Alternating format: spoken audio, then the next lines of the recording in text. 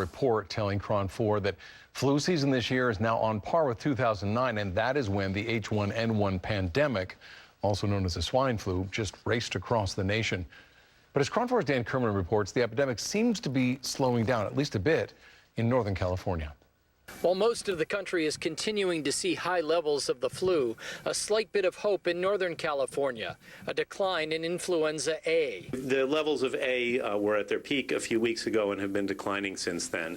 At this point in Kaiser Permanente, we're seeing that of the tests that are sent for influenza, less than 30% are now positive, whereas at the peak of the season, it was over 50%. And while that's good news, doctors say they are seeing a slow increase in influenza B. Well, influenza B often occurs later in the season than influenza A, and so it's not surprising to see it peak later. At this point, it's slowly increasing, and it may level off and decrease. We really can't predict for sure what it's going to do. While the flu vaccine appears to be less than successful in preventing influenza A, its effectiveness on flu B is still to be determined.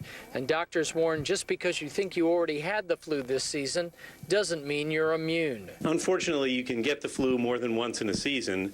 Many of the illnesses that seem like flu are some other virus, and so just because you get one of those doesn't mean you're protected against getting the real flu later in the season. Doctors say while there's still time to get the flu shot if you haven't had it already, time is running out since most flu seasons end in March or April. They say more importantly, the takeaway is not to wait next time around and get the flu vaccine at the start of the season.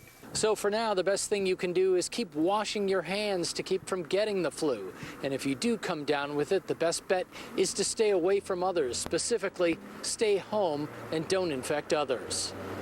At Kaiser and Santa Clara, Dan Kerman, KRON 4 News. In the North